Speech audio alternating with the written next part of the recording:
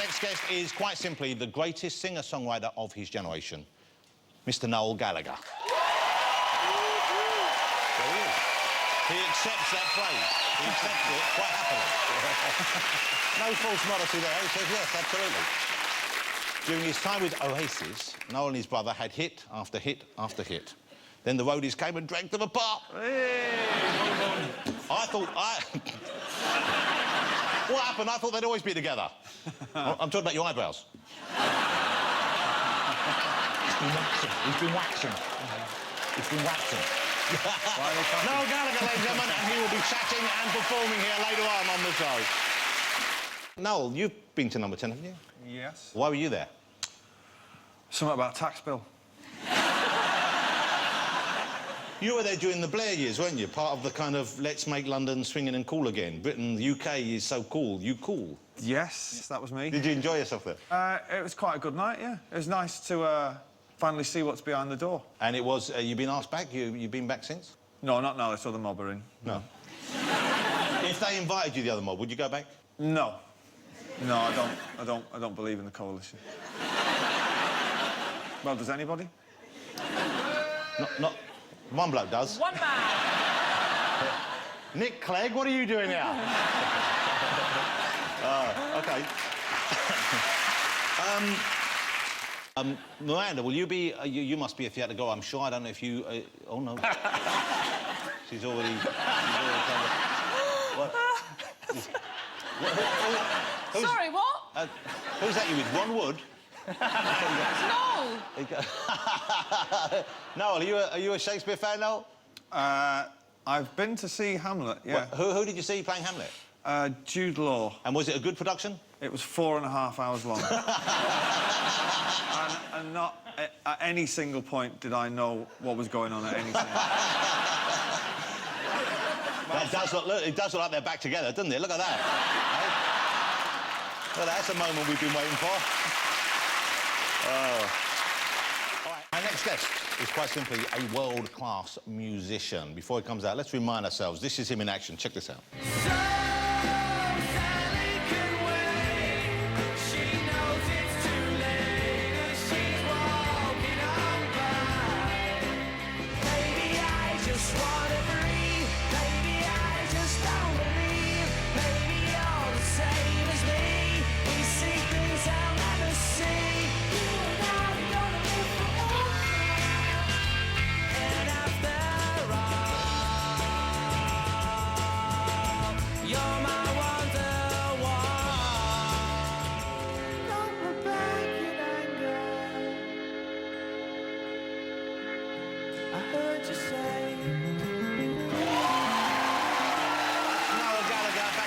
Oasis days is flying solo now, Mr. Noel Gallagher.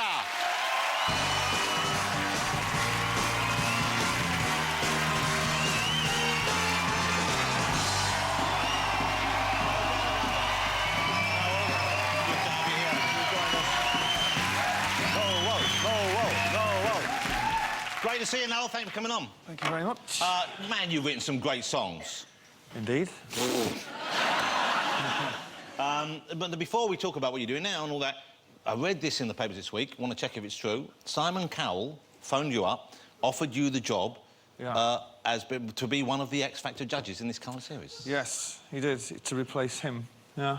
What a, I imagine, an unexpected phone call to receive. Yeah, well, because he's something to do with Sony Records, and I've got friends there, and somebody phoned me and said, Simon Cowell's after your number, shall I give it to him? And I said, OK, all right, whatever. And, did you think what he might have wanted it for? What did you think he wanted it for? I thought initially he might have wanted a song of some description, which is what I do, you know, and I was like, you know, all right. OK. And then I thought he might want us to sit in on, you know, like they do those where they have a guest thing for one show, like in Manchester or something. So and they're going to cover the music that you wrote, maybe? I'll do that. I'll just put a lot of fat people through or something like that. You know what I mean? That's good of you. That's good of you. Turns out he calls anyway and he says, "Oh no, we're rebranding the show next year, and you know we need an alpha male." And I was like, "Okay." And he said, "Oh, we need someone to replace me, and your name's come up in the in the meetings." And I was going, "Nah, you don't really want me to do it." And he was very, very insistent for a good 20 minutes. But I was in on my own with my 4-year-old son Donovan. And he was kind of watching something on the telly, and he was following me around the kitchen going, "Can I speak to Simon?" And I was kind of on the phone going, "Play with your pirates, go on." And he was going, and in the end he was crying, going, "I want to speak to Simon." And Simon Cowell's going, "Have I called you at a bad moment?" And I was like, You make Simon Cowell a lot posher than he actually is. he's so posh. But then when I told... Obviously, I couldn't do it. I didn't want to do it. Were you tempted, though? Were you tempted for a little... No, they don't want me on that show. I'm useless at that. You like the show, though, don't you? Yeah, well, I was the one shared experience, me and my imaginary 11-year-old daughter who's sat in here. Yeah. We have on a Saturday night. I don't mind it. People take it too seriously about its effect on music and that, I think. But my 11-year-old, she freaked out when I told her I wasn't going to do it. She was like... Because she told all her mates at school, you know. Oh. And she was just like, "Well, you're going to do it." And I was like, "I don't know."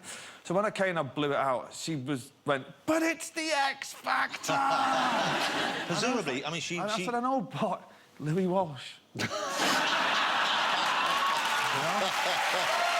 Well, even an 11-year-old has no argument for that. Because for her, I get... Does she like your music, or does she prefer the music she hears? It's kind of a rule in my house. You've got to at least feign some kind of interest in it. Yeah. Yeah, she kind of... Yeah. She don't like it. She does like it. She'll like it when she gets a bit older. She's more into pop. I wouldn't really expect her to be into kind of my stuff, but like I say, it is kind of a rule. Have you listened to the new album? Have you listened to it? Yeah. What do you think, you know? OK, new album, Noel Gallagher, first solo album. Sort of a surprise it's your first solo. I know you've always been in the band, but a lot of time people in bands and they still do a solo project on the side anyway and carry on with the band. But you waited until the band was over, then here it is, Noel Gallagher's High Flying Birds. I've been listening to it a lot. It's out now. People don't buy the physical things so much anymore, they just download them, don't they? Well, they can... Whether they buy it or download it, it doesn't really matter. It's still bloody good. Now, so let's talk then about solo life in general. You being now a solo performer and how that differs from you being an Oasis. Because, sure, you know, and I want to talk to you about your relationship with Liam a bit if I can, because it's such a weird... It seems like such a weird thing from the outside. It's very weird. Yeah, because I've met Liam, and he seems perfectly nice. I've met him too. I know. And I've met you, and you seem perfectly nice. I am brilliant. And you both seem fairly reasonable, but obviously... We are, and the sad thing is, we are both reasonable guys, and he's really funny. I'm brilliant. It's great. But then there's the smashing orangey bit in the middle. So what happens when you get together, and why is there not some kind of a common-sense voice inside either of you that says, OK, that's gonna push his buttons in the wrong way, pull back a little bit now, because there must be something where you both... And I don't think it's just him, and I don't think it's just you. Clearly, it can't just be... Who is it, then? It's not me, and it's not him. It's that bonehead bloke. No, you know what I mean, though? There's a kind of a... It's something that happens... It's something that happens when you're together. Yeah, it's, you know, back in the day, it was a little bit different, and I don't know why we don't get on. We just don't get on, and let's be thankful for that. Yeah. But there's obviously a regret, because in the interviews I've read with you since then, is you obviously miss, maybe not him as, you know, a kind of participant in your musical ventures, but at the same time, you like the idea of Oasis, and you like the idea of the legacy of Oasis. Yeah. I love being in a band. You know, there's no greater feeling in the world than walking out on a stage with your mates. And you know, I was in, you know, we used to get out of the back of cars at Wembley Stadium, and there'd be like 100 articulated lorries all there for you. I was come out of a rehearsals the other night for my tour. You know how many trucks are there? I don't know. One. One pathetic little truck. So you missed the scale? I missed the scale of it, and I missed the camaraderie of it, but, you know, we were at it for 18 years, and we went from just lads on a council estate with a battered acoustic guitar, and we took it around the world, we went everywhere. One of the biggest bands in the world. Yeah, and it can't... Things just don't last forever. It's as simple as that. And the way that it ended is horrible. This is what I found strange, because you only had, like, 4 or 5 gigs or something left in that tour? I think it was 3. 3 gigs left. So if you could have just got through those 3 gigs, it would have been quite a clean break. Yep. But he threw fruit at me. And I'm sorry, but once... Well, there's no coming back from that. Once the fruit basket has been tampered with... I'm out of here. Okay. The end. I have read you speaking about What's the Story, Morning Glory, and saying it's a shame because it would have been great in 2015, the anniversary of that album coming out, it would have been great to maybe go out and play that whole album for yourself and for the fans. And now I hear that Liam has come out, he's read those comments, and he said, you know what, I wouldn't be averse to that. Yeah. See, I don't believe he said that. He said it. No, I know him better than you do. He said it just so you could bring it up tonight on this show, on national television. Well, he's a very, very, very, very clever man. Huh? Maybe you didn't say that to him often enough. No, that's true. No. He tweeted it as well. He's on Twitter, isn't he? Aren't you all?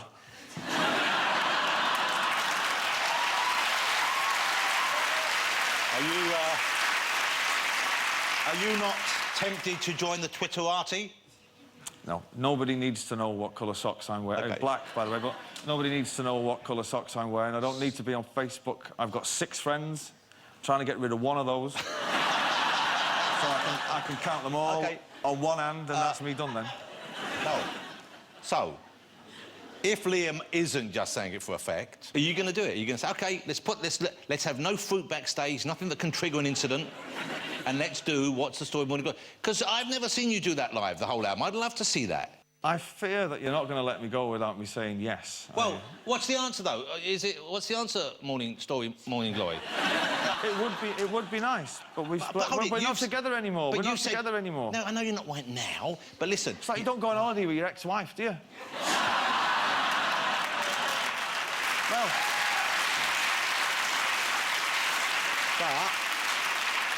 But you didn't record loads of great albums with your ex-wife, so...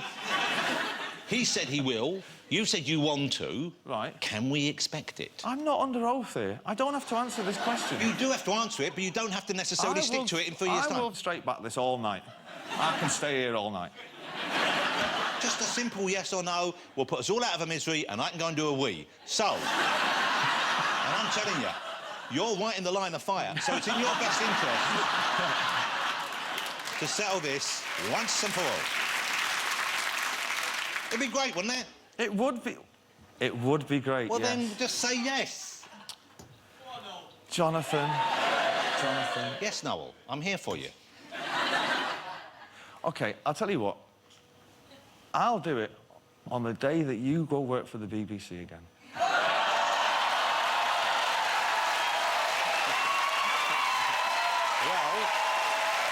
hold on. Before you get carried away, I'm actually doing a film show for them in about 3 weeks' time.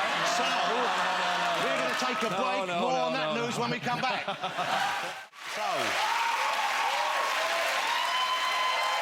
welcome back. If you missed it, Oasis back together in 3 weeks' time. All right, so, recently you met up with, if we're talking about the past and moving on from it, Yeah. you met up with Damon Albarn. I did, yeah. Yeah. Of Blur. And in the old days, the press kind of stirred up a bit, and you guys kind of seemed to encourage it, seemed to enjoy it. There was the big Oasis-Blur rivalry, and you both had digs at each other and said things. You were quoted more often than... Yeah, mainly me. I have to admit. I did more digging than anybody else, yeah. And why? Is that because you enjoy doing that? You like that kind of conflict? I was high as a kite, to be honest. So if just someone asked you, you'd say something crazy? I don't know what was going on about half the time. It was good, though. But did you like the whole Blur versus Oasis thing going on? At the time, it was quite exciting, and I literally bumped into him in a club the other night. I haven't seen him or spoke to him for 15 years, and kind of walked around this corner, there, bang, and there he was, and we was kind of just saying, God, wasn't it great? Wasn't music exciting at that time, you know what I mean? Hold on, the first moment when you saw each other, was there a moment where you thought, oh, God, what am I going to say? No, because I'd kind of wanted to say, look, what about all that kind of thing?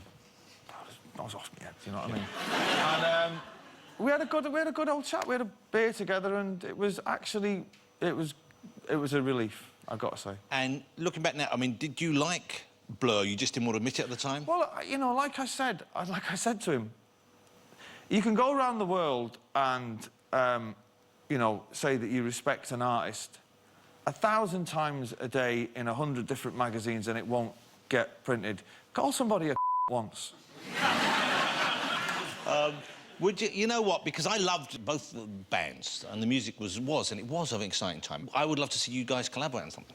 Would that happen? Could that happen? What, me and Damon? Yeah. I'm, you know, single and ready to mingle.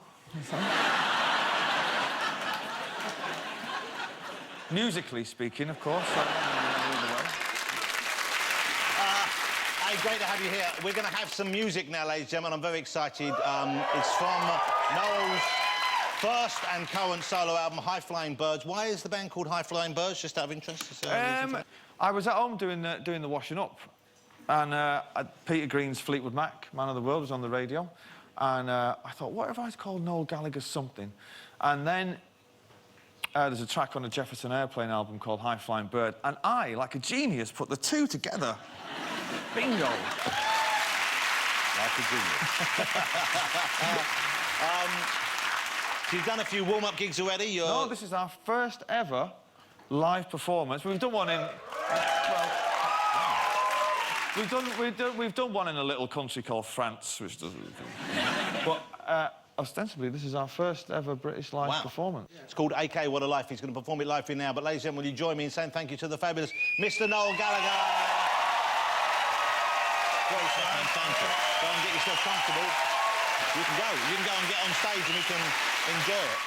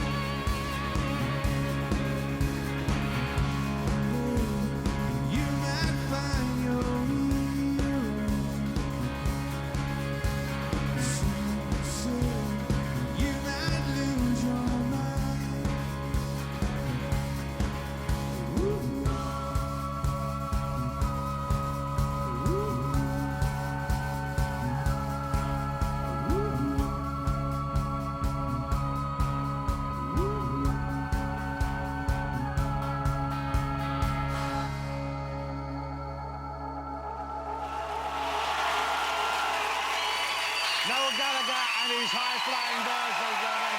There's the album. Sounded great. Thanks, man. Thank you, guys. Sounded great. Fantastic. Noel Gallagher. Noel Gallagher's High Flying Birds announced their UK arena tour commencing February 2012, playing songs from their debut album together with a selection of Noel Gallagher classics. At Manchester MEN Arena on Monday the 13th of February 2012. Noel Gallagher's High Flying Birds debut album out now, arena tickets on sale this Friday.